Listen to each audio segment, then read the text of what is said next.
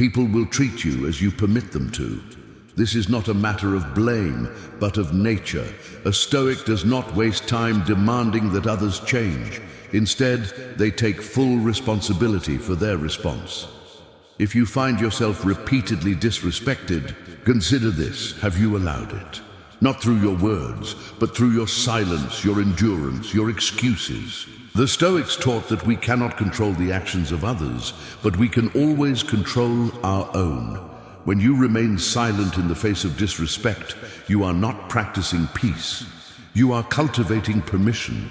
When you brush off insults or tolerate toxic behavior in the name of keeping harmony, you are not being virtuous.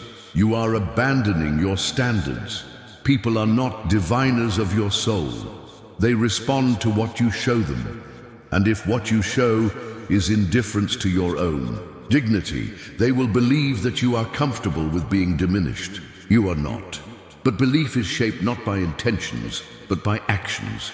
You may say you desire respect, but if you continue to return to situations where you are not honored, your words become weightless. Respect is not demanded. It is inspired by self-respect. Disrespect is not born in a single moment. It takes root over time. A comment made at your expense, a gesture of disregard, a pattern of avoidance, and each time you let it pass, you reinforce it. Stoicism is not about confrontation. It is about clarity. It is about knowing what is in your control and exercising it with calm, unwavering strength. You do not need to argue. You do not need to explain. You need only to act. When someone speaks to you with contempt, you do not match their tone. You simply do not stay in that space. When manipulation appears, you do not react with anger. You respond with distance. When disrespect repeats itself, you do not tolerate. You withdraw your consent. You teach others how to treat you not by force, but by example. You become immune to chaos when you cease to feed it. Raise your standards, not as a weapon against others, but as a vow to yourself. Draw the line, not to punish, but to protect your peace, and do so quietly, consistently, and without apology. For the Stoic, power lies not in domination, but in discipline, not in controlling others, but in mastering your own choices. Let your boundaries be silent oaths. Let your actions carry the message, and those around you will come to understand. You are not available for anything less than respect. When you first begin to live with principle, others may resist. They may question your change, feel unsettled, or even push back. This is to be expected. The Stoics remind us, it is not within your power to govern the emotions of others, but it is within your power to govern your own conduct. When you stop playing the role they assigned you, discomfort arises.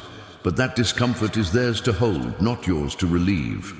Your duty is not to be pleasing to all. It is to be true to your values and unwavering in your peace. If a relationship cannot survive your integrity, then it was not worthy of you to begin with. Many fear that standing firm will drive people away, but ask yourself, how long will you continue to abandon yourself to avoid making others uncomfortable?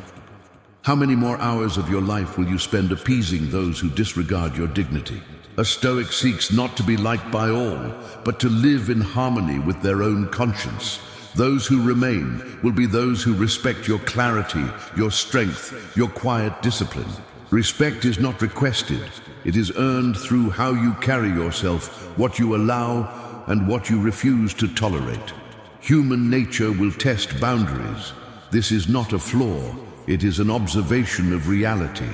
But once you show others consistently and calmly that your standards are not to be negotiated, they either rise to meet them or fall away. Either outcome is acceptable. A boundary is not a wall. It is an expression of reason. It does not isolate you. It protects you. It is not about control of others. It is about discipline of self. A Stoic sets boundaries as one sets the frame of a painting, not to limit life, but to give it shape. You alone are responsible for enforcing the rules that govern how others enter your space. Imagine your mind and time as a dwelling. Would you leave your door unlocked and open to all, hoping passers-by treat it with reverence? No, you choose who enters, you set the terms. And yet, in daily life, many leave their emotional doors open, hoping others will intuit their limits. But the world does not function on assumptions. Boundaries must be defined, not hoped for, and they must be upheld, not occasionally, but always. That is where strength lives, in repetition, not reaction. Many confuse boundary setting with hostility. They see saying no as unkind, walking away as selfish, protecting energy as cold. But the truth is quite the opposite. It is an act of virtue. It is to say, this is what I believe, this is how I live, and this is the treatment I will accept. It is not about punishing others. It is about refusing to participate in anything that disrupts your inner order. And let this be understood clearly. Those who gain from your silence will be the first to resent your voice. They will say you've changed, and you have. You've become more rooted, more rational, more aligned with who you truly are. They will say you're too sensitive. But the Stoic is not sensitive to insult. They are sensitive to the erosion of virtue. Let others be unsettled by your growth. That is not your burden. Now consider what boundaries look like when governed by reason. They are not grand declarations. They are simple, deliberate choices. Choosing not to respond to messages after a certain hour, declining events that do not nourish you, walking away from interactions that sap your spirit, saying no when your soul says no. Each time you honor your boundary, you affirm your worth, not loudly, not emotionally, but with calm certainty. And this does not require cruelty. The Stoic does not lash out. They remain composed. You can say, this doesn't work for me, or I'm not available for this conversation. You need not justify yourself to anyone, for your life is yours to lead, not theirs to understand. The moment you begin living by your principles instead of your fears, you become unshakable. You teach others not through demand, but through discipline. And over time, the noise quiets, the chaos fades, and the world around you begins to reflect the stillness within. A boundary is a complete sentence. It needs no defense, no elaborate explanation, no emotional justification. A Stoic understands this. Virtue does not require validation. You speak your truth, not to persuade others, but to remain in harmony with your own reason. The difficulty of boundaries does not lie in setting them, but in withstanding the reaction they provoke. Others may push back, question you, even attempt to make you feel guilt, but their reaction belongs to them. It is not your burden. Your responsibility is not to maintain their comfort. It is to preserve your own peace. The Stoics remind us that inner tranquility is found not through pleasing others, but through living in accordance with principle. True respect cannot be built on fear, guilt, or obligation. It must stand on mutual understanding and shared values. And those who truly respect you, they will honor your clarity. Perhaps not perfectly, not immediately, but they will listen, reflect, and meet you with effort. Those who resist, let them fall away. You are not here to belong everywhere. You are here to be anchored in who you truly are. And when you begin to live by boundaries, something shifts. You no longer seek permission. You no longer wait to be treated well. You no longer exhaust yourself explaining your needs to those who refuse to hear them. Instead, you carry yourself with quiet conviction. You stop bending to avoid discomfort, and you begin standing, calm, unshaken, whole. The moment others see that you are no longer available for disrespect, they adjust or depart. And either way, you gain peace. Not because the world changed, but because you did. You stopped negotiating your value. You stopped managing everyone's emotions. You stopped shrinking to fit into smaller spaces. You gave yourself the dignity you once sought from others. And the world, as it always does, began to mirror your example. Not because you demanded it, but because you became it. This is the Stoic way. Lead yourself, walk with discipline, embody what you expect. Confidence too is not given, it is built, not in the absence of fear, but in the presence of courage. You do not wait for confidence to arrive. You act, despite trembling hands, despite doubt, despite judgment, and afterward you discover that you endured, that you spoke, that you stood firm. This is how confidence grows. Through action, through exposure to the storm, and through the realization that the storm passed, and you remained.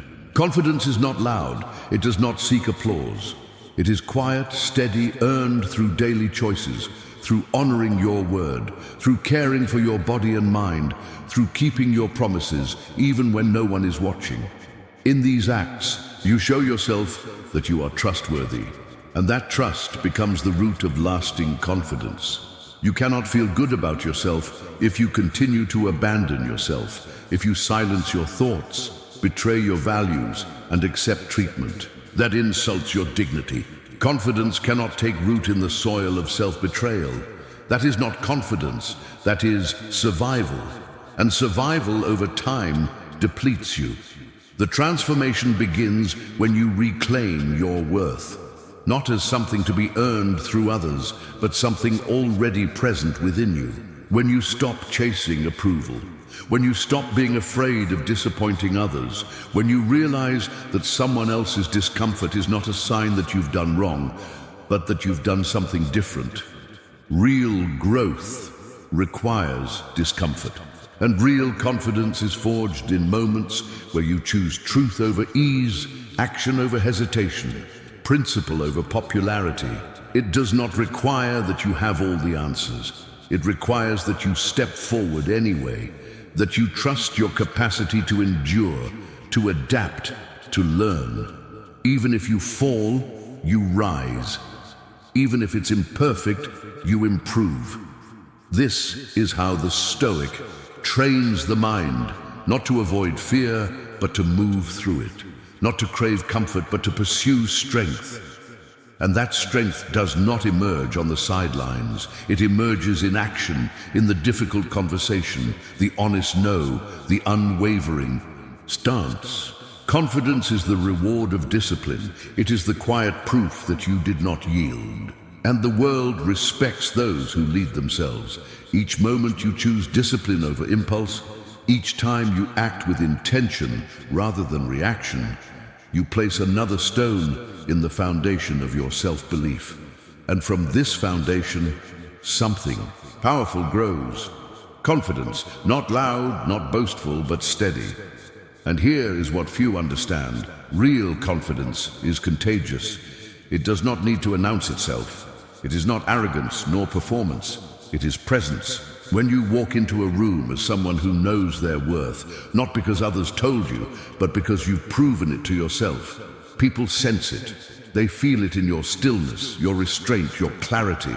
They respect it, not because you seek their approval, but because you've stopped requiring it. Confidence is not about being the best. It is about being honest, about standing in your truth without apology, without explanation. It is built not in grand moments, but in small ones, choice by choice, action by action, day by day. So stop waiting for some perfect readiness. The Stoics taught, do not waste time wondering whether you are prepared. Act, and through action, you become prepared. Confidence does not precede courage, it follows it. You step forward before you feel ready. You speak even when your voice is uncertain. You show up, not to be seen, but because you know you matter. This is not magic, it is practice. Confidence is a muscle, and like any muscle, it strengthens through use. And in the same way, disrespect often arrives quietly, through tone, through subtle dismissal, through delayed recognition. It may leave you questioning whether what just happened truly mattered, and it did. But the true power is not in how quickly you respond. It's in whether you pause. The pause is one of the greatest tools the Stoic possesses. In that space between stimulus and response, there is freedom. The freedom to govern your reaction, to remain sovereign over your own mind. When disrespected, your first instinct may be emotional, anger, shame, defensiveness. But emotion is a wave, and the wise do not jump into it. They observe it. They wait. They pause. This pause is not weakness. It is strength restrained. It is leadership. It is self-mastery. In the pause, you remind yourself, I do not serve my emotions. They serve me. When you stop reacting to every provocation, you reclaim your power. You stop letting others dictate your energy, your composure, your identity. Imagine you are interrupted in a meeting.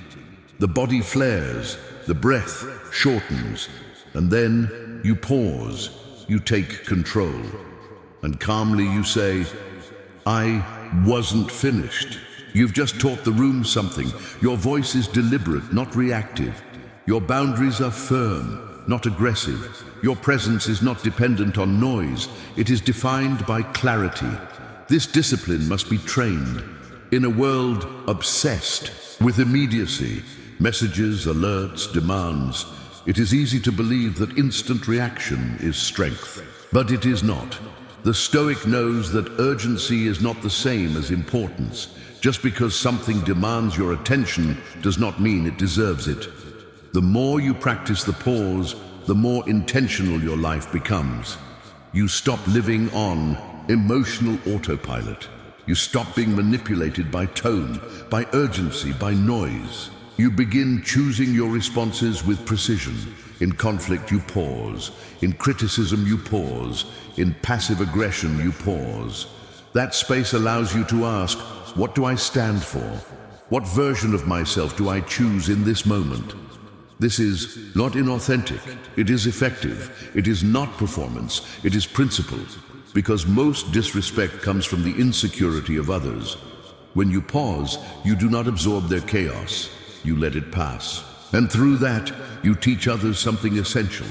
You are not easily shaken. You are not here to compete for attention nor defend your worth. You do not raise your voice.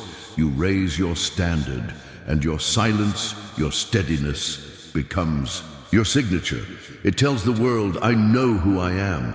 The pause does more than prevent regret.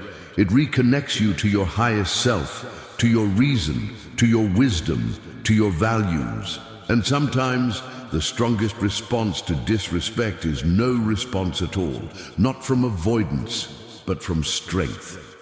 You do not react because you are focused. You do not engage because your energy is too valuable to be spent on immaturity. So make the pause your practice. Not just a strategy, but a way of life. Breathe, reflect, then act. Not out of fear, but out of conviction.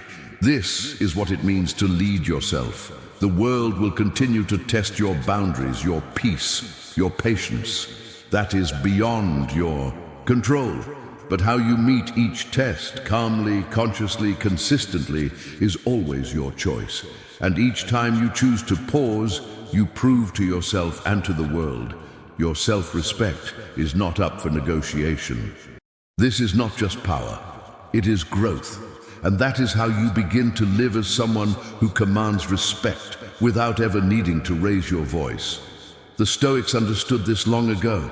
You do not control how others treat you, but you do control how you teach them to, not just through your actions, but through your language. The way you speak, both aloud and within your own mind, reveals your philosophy, your self-respect, and your alignment with virtue. If your words are filled with hesitation, if you diminish your strengths, if you lace every sentence with doubt, others will mirror that uncertainty. Because what you tolerate in your inner dialogue becomes permission in the outer world. If you do not honor your own voice, why should they? You must stop making yourself small to make others comfortable. Stop beginning sentences with, I'm just sorry, but this might sound dumb. These phrases aren't humility, they're erosion. Each one quietly instructs others, don't take me seriously, and they won't. The Stoic speaks clearly, not to impress, but to align action with reason. Language is not decoration, it is command. It sets the tone before the thought is even complete. If you speak with doubt, you'll be treated with doubt. But if you speak with calm conviction, even if your voice is unsteady, you demonstrate belief. And that belief is powerful. That belief is contagious. Look to those who carry presence. They are not always the loudest nor the most decorated. What they possess is clarity. They speak as though their words matter, because to them, they do. That is where your shift must begin. Your words must first matter to you. Start paying attention to the way you speak, not only to others, but to yourself. When someone offers a compliment, do you dismiss it? Do you say, "It was nothing," or "I got lucky"? That may sound humble, but it signals disconnection from your effort. Instead, say, "Thank you, I worked hard." That's not arrogance, that's alignment. Or when asked for your opinion, do you preface it with, "This might be wrong," but that framing teaches others to disregard you before you've even spoken. Instead say, "Here's what I see. Here's what I've noticed." Stand in your perception. Speak with clarity, not apology, but this goes deeper. The words you speak to yourself, the inner monologue, forge the very lens through which you see the world. If that voice tells you you're not enough, that you always fail, that others are better, your life begins to bend to that script. It becomes the soil in which all your choices take root.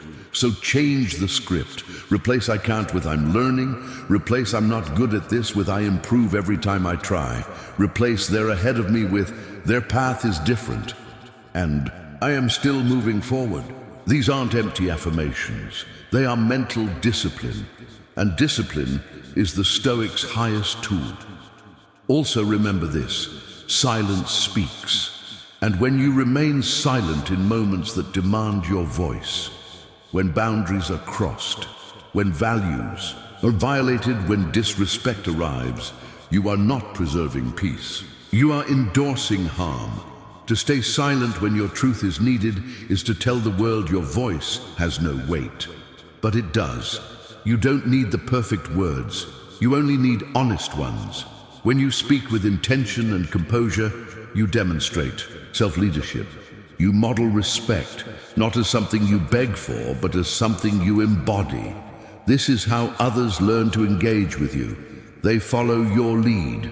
When you speak clearly, with purpose, and without apology, they see you as someone not to be overlooked, not to be spoken over, not to be taken lightly.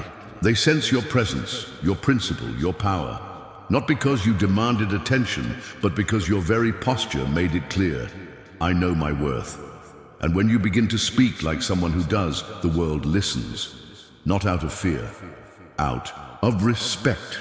You must be the first to speak to yourself with the respect you wish to receive from the world.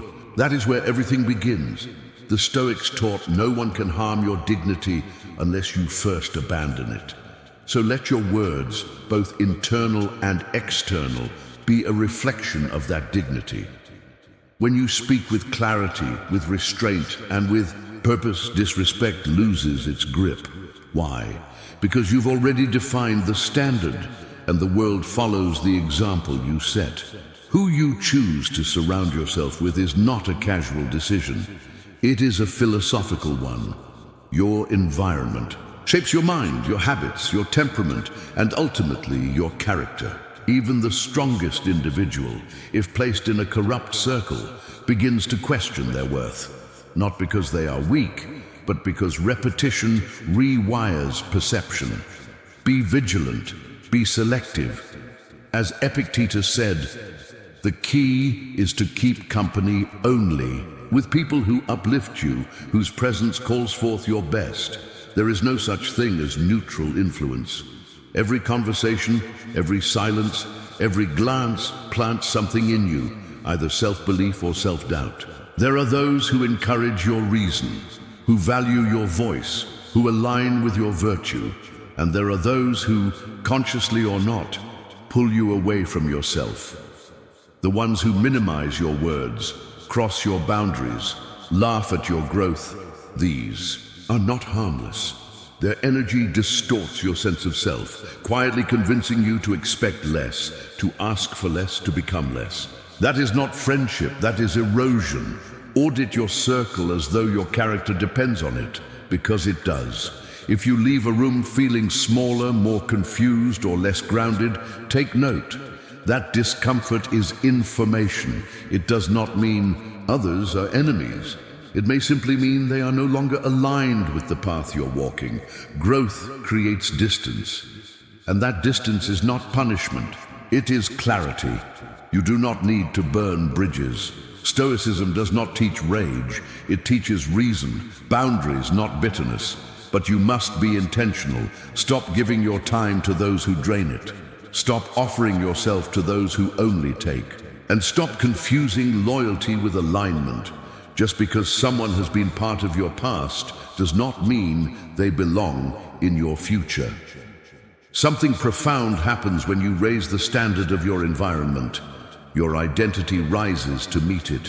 When you are among the disciplined, the kind, the focused, and the principled, you do not need to force respect. It becomes the atmosphere. You mirror strength. You echo clarity. You become steady not because you shout louder, but because you no longer need to shout at all. Seek out those who challenge you with wisdom, not ego. The ones who hold you accountable but never tear you down. The ones who believe in your vision even when it's still unpolished. These individuals do more than support you. They reflect the higher version of you back to yourself. And you may not find them until you make space by releasing those who no longer walk in the same direction. Letting go is not cruelty, it is courage. What is more harmful is staying in relationships that slowly chip away at your spirit. You deserve to be in rooms where you do not have to shrink, around people who speak your name with integrity, even when you are not present. You deserve peace, and peace begins with protection. Once you make that decision, once you draw the line and stand behind it, the landscape shifts. Your standards rise, your confidence grows. Disrespect no longer finds shelter in your life, not because the world has changed, but because you have. And what no longer matches your discipline, your mindset, your peace, simply falls away. Choose your company as though your future depends on it. Because it does. Your potential is not a favor others bestow upon you. It is a duty you uphold. And you must guard it from those who do not see it, do not respect it, and do not support it. You are not too much. You have simply spent too long surrounded by those who expected too little. Align yourself with those who remind you of your strength, not those who cause you to forget it. That choice alone, made with calm conviction, will erase more disrespect than confrontation ever could. Because from that place of alignment, you no longer demand respect, you become it. Respect is not something you chase, it's something you emanate. It becomes the atmosphere around you, calm, firm, unmistakable, not because you demand it, but because you live in accordance with your own unwavering principles. The Stoics taught that our outer world reflects the standards we hold within. So set yours wisely. Standards are not rules imposed on others. They are the boundaries you hold yourself to. They determine how you speak, how you act, how you allow others to treat you, not because you're controlling, but because you're intentional. When you walk into a room with clear internal standards, the world adjusts. People sense something different. You don't need to prove yourself. Your presence does the speaking, but without standards, you drift. You say yes when you mean no. You stay silent to avoid tension. You tolerate disrespect because the conflict seems more uncomfortable than the compromise. And slowly, your self-worth begins to erode, not from one big event, but from 1,000 small moments where you abandoned yourself for comfort, for approval, for peace that never comes. That's the cost of low standards: resentment, confusion, disconnection from your own values. You start accepting less than you deserve and calling it normal. You forget what you once dreamed of. You forget that your time, your energy, your dignity, all of it is sacred. But the moment you decide to raise your standards, everything shifts quietly, firmly. You stop explaining yourself to people who've already decided not to understand. You stop giving energy to chaos. You stop mistaking being tolerated for being respected. And you begin, slowly but surely, to build a life that reflects self-respect. This isn't easy, especially if you were raised in a home where silence was safer than honesty, or you've worked in places where burnout was glorified, or you've loved people who only loved the version of you that stayed small. So when you start saying, "That doesn't work for me, it will feel uncomfortable," maybe even wrong, but it's not wrong, it's new and necessary, because you cannot grow in an environment that punishes your boundaries. You cannot rise while surrounded by voices that pull you down, and you cannot live in integrity while abandoning yourself to keep the peace. So how do you raise your standards? Not by waiting for the world to change, but by changing how you show up in it. It starts in your habits. Do you keep your word to yourself? Do you treat your body like something worth protecting? Do you honor your time, your sleep, your energy? These are not small things. They are the bricks of your foundation. Each time you honor your standards, even privately, you send a message. I am someone who can be trusted. And people feel that. You don't have to shout. You don't have to prove. You just have to be consistent. Integrity is louder than volume. The truth is, the moment you begin taking yourself seriously, others begin to do the same. They learn. Your time is valuable. Your boundaries are real. Your presence matters. And if someone crosses the line, you won't collapse. You will calmly, decisively hold the line. Not from anger, but from principle. And no, not everyone will like this version of you. Some will call you too much. Others will say you've changed. And you will agree, yes, I've changed. I've remembered who I am. Let them fall away, not with bitterness, but with clarity. Growth naturally creates distance, and what no longer aligns dissolves. Because the more you raise your standards, the less you'll tolerate what once drained you. Disrespect won't even get close. Not because it stopped existing, but because it stopped belonging in your world. The people who can rise to meet your clarity, they'll stay. The rest will fade, and that's okay. So pause. Ask yourself, what are my standards? In relationships, in how I spend my time, in how I speak to myself. And if the answer is unclear, that's your work. Write them, revisit them, live them. Your standards are not just preferences, they are your compass. And when they're strong, everything around you rises to meet them. Because the truth is simple. You don't get what you wish for. You get what you tolerate. And when you stop tolerating the bare minimum, when you live like someone whose respect is not negotiable, the world begins to reflect that back. Not because you demanded it, but because you became it.